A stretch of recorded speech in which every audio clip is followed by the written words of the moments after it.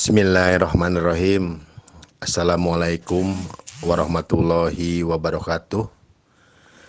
Alhamdulillahirrabbilalamin. Izin Allah yang Maha Agung, hari ini kita ditakdirkan bertemu kembali dalam kegiatan menulis PTK bagian kelima ya, grup 5 maksudnya.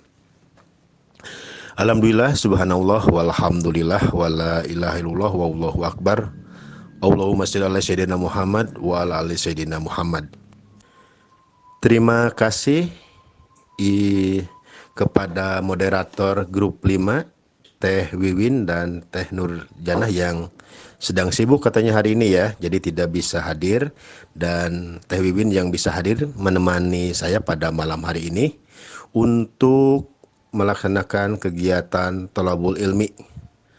Nawaitu thalabul ilmi lillahi ta'ala. Rekan-rekan semua, pada malam hari ini kita akan melanjutkan kegiatan kita. Pada beberapa bulan yang lalu kita sudah berbincang tentang PTK secara umum ya, antara karya tulis ilmiah secara umum. Sudah disampaikan sangat jelas sekali bagaimana perbedaan antara KTI dan yang lainnya. Nah, pada bulan berikutnya sempat jeda karena memang ada beberapa hal. Satu, karena COVID. Kedua, karena kita lebaran ya, fokus, dan karena waktu itu juga tidak dilaksanakan kegiatan ini karena memang kegiatan Ramadan waktu itu. Dan saya sudah menyampaikan ke beberapa moderator di 5 grup ini bahwa kita akan melaksanakan setelah kegiatan beres. Oleh karena itu, pada malam ini insya Allah akan dilanjutkan terkait dengan sistematika laporan PTK. Kita akan mencoba memfokuskan diri dari sisi per bab begitu ya. Sehingga mudah-mudahan informasi ini menjadi inspirasi bagi rekan-rekan yang belum terlalu paham atau mungkin yang sudah paham, insya Allah menjadi review, sharing begitu. Sehingga bisa menjadi bahan rujukan, bahan diskusi kita sama-sama, karena memang yang namanya ilmu selalu ada perubahan. Baik, kita lanjutkan ya. Pada malam hari ini yang akan kita bincangkan adalah tentang menyusun laporan PTK. Menyusun laporan PTK adalah menuliskan seluruh kegiatan penelitian dari awal hingga akhir secara terperinci berdasarkan sistematika PTK tentunya. Nah, sistematika PTK sudah disampaikan beberapa bulan yang lalu bahwa kita akan belajar mulai menemukan masalah, identifikasi masalah, kemudian judul, dan berakhir pada daftar pustaka. Secara garis besar, rekan-rekan semua, laporan penyusunan PTK sebenarnya cuma ada 3 ya. Yang pertama adalah pembukaan, yang kedua bagian isi, yang ketiga bagian penunjang begitu. Jadi secara mekanisme keseluruhan garis besar itu hanya 3 kalau kita akan menyusun sebuah penelitian tindakan kelas. Ada satu pertanyaan rekan-rekan, Kang Encon, gimana nih sebenarnya membuat judul yang bagus, yang sesuai dengan persyaratan sebuah PTK yang layak begitu. Dan seringkali beberapa teman-teman menyampaikan kepada saya menjadi kesulitan ketika membuat judul. Judul PTK yang baik yang bagaimana sebenarnya? Nah, bicara judul PTK, sebenarnya rekan-rekan semua itu bicara tentang dari sesuatu hal mengidentifikasi masalah. Jadi tidak mungkin kita memiliki judul PTK tanpa ada masalah sebelumnya. Oleh karena itu, sebelum membuat judul PTK, ya kita harus memiliki dulu masalah. Nah, masalah apa kira-kira yang kita hadapi selama pembelajaran ini? Karena PTK kan sebuah penelitian yang lebih fokus di dalam kelas begitu. Langkah awal yang bisa dilakukan oleh rekan-rekan semua di dalam proses pembuatan judul ini yaitu salah satunya ya mencari beberapa masalah-masalah yang muncul tentang pembelajaran misalnya. Oleh karena itu, di dalam proses pembuatan judul, maka harus diawali dulu dengan cara merekapitulasi masalah yang kita hadapi di kelas. Oke, kita contoh misal begini. Kita memiliki masalah pembelajaran tentang, kalau untuk sekolah dasar misalnya ya, matematika, IPA begitu. Kemudian IPS. Coba silakan oleh rekan-rekan semua di rekapitulasi masalah yang ada. Kemudian taruhlah misalnya ada 30 masalah nih. Ada 30 masalah atau ada 15 permasalahan yang kita hadapi di dalam proses pembelajaran kita. Nah, ini teknik ya, teknik untuk membuat judul. Jadi judul PTK itu lahir dari identifikasi masalah yang kita hadapi. Oke lah, misalnya ada 15 masalah. Satu, anak-anak itu nggak suka, sulit sekali menangkap ya tematik 5 misalnya. Tematik 5, tematik 4, tematik 3 itu dalam muatan mata pelajaran IPS misalnya. Oke, kita selanjutnya setelah itu kita coba rekap. Dituliskan dulu masalah-masalah yang muncul di kelas agar memudahkan kita membuat judul. Nah, ternyata dari 15 identifikasi masalah yang kita peroleh itu, di antara 15 itu mana yang paling urgent nih untuk tahun ini yang akan kita jadikan PTK begitu. Misalnya dari 15 masalah yang kita hadapi ya di dalam kelas ini, kita angkat salah satunya, kita identifikasi. Kang Coni, saya udah dapat 15 masalah terkait dengan pembelajaran. Lalu bagaimana Kang Coni selanjutnya? Ya tadi direkap.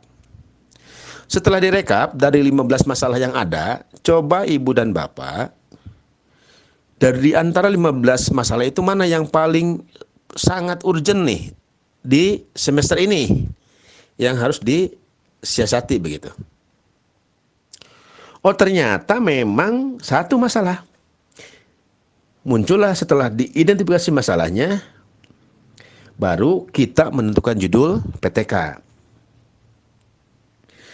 Jadi artinya cara yang paling mudah untuk mengidentifikasi masalah adalah dengan mendaftar, ya tadi ya, menjumlah masalah yang dihadapi atau dirasakan oleh guru itu sendiri.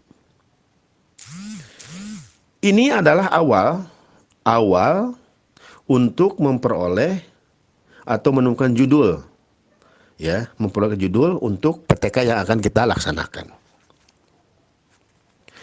Nah, setelah kita menemukan masalah, kemudian kita coba bikin judul, tapi ada satu hal yang kira-kira kita setelah dapat masalah nih, kita bayangkan, kita bikin sebuah hipotesis, ya, sebuah hipotesis tindakan. Kira-kira kalau masalah ini, perkiraan kita gitu maksudnya, kalau menggunakan metode ini atau media ini, bisa ini enggak ya, bisa tuntas enggak ya begitu misalnya. jadi setelah ada masalah, kemudian kita rekap, kemudian kita pun bukan menghayal maksudnya, memprediksi lah, menghipotesis gitu. Hipotesis itu kan jawaban sementara ya, jawaban kebenaran yang sementara kita buat. Kira-kira nih, dikira-kira gitu maksudnya. Kita ini kalau ada masalah seperti ini, kalau pakai media ini atau pakai model pembelajaran ini, kira-kira bisa beres enggak ya begitu. Jadi dimunculkan dulu sebuah solusi yang kita pikirkan akan bisa menyelesaikan masalah. Walaupun bisa jadi solusi yang kita prediksi itu, hipotesis itu dalam prakteknya bisa ya benar, bisa juga ya tidak begitu. Ya namanya juga hipotesis ya. Nah, setelah kita memprediksi, wah ini kayaknya kalau masalah begini mah harus menggunakan media ini nih, teknik ini nih. Barulah kita membuat sebuah perkiraan judul tentang PTK itu sendiri.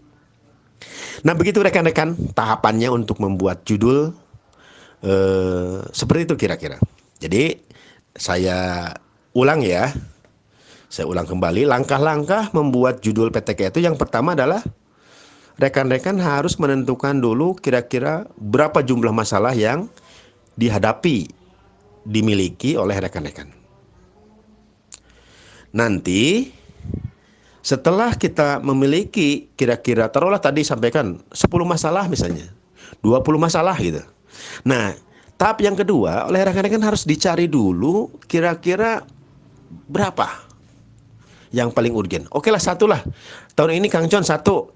Ya, karena penulisan PTK ini kan sebetulnya idealnya sih bisa dua ya. Bisa dua. Satu tahun dua PTK sebenarnya.